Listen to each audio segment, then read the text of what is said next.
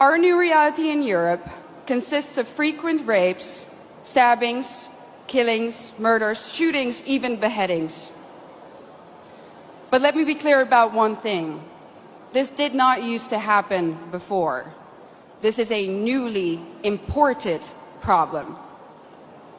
The native, white, Christian European population is being replaced at an ever-accelerating rate.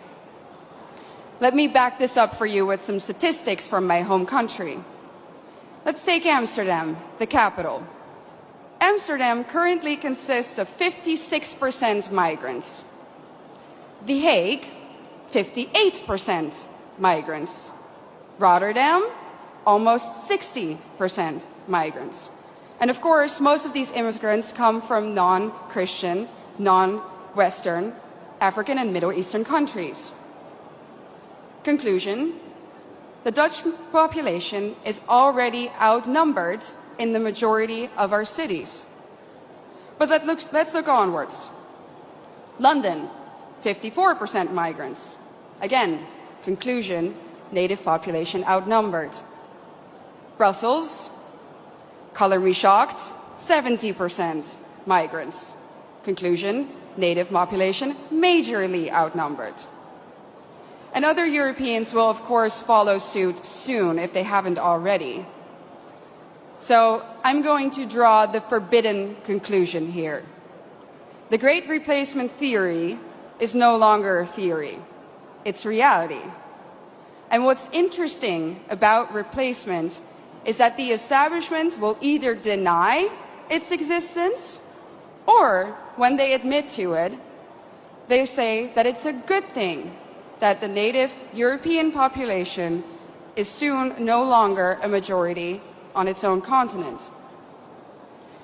Dutch national disgrace and dubbed climate pope Frans Timmermans already stated in 2015 that diversity is humanity's destiny and that Europe will be diverse. And of course, by now, I think we all know what they mean with the word diversity. It means less white people, less of you. Imagine this in an Asian or an African country. Imagine their leaders rejoicing in the fact that their people will soon no longer be a majority in their own country. Absolutely unthinkable, unimaginable. So what in the world is wrong with our leaders? The underlying sentiment of what they say is always the same. Our establishment claims that white people are evil and that our history is somehow fundamentally different from that of others. Consciously or unconsciously, they have sucked up the lies and the anti-white dogmas of the neo-Marxist critical race theory.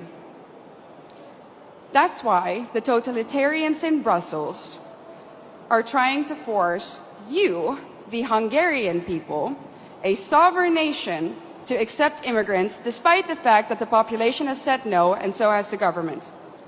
But make no mistake, the majority of the Dutch people haven't asked for this either. Just like Brussels is forcing Hungary to accept these hordes of immigrants, they are doing the same now, even in the smallest of towns in the Netherlands. No part may remain Dutch in the traditional sense of the word. No part of Europe may remain European. And it's not difficult to understand why.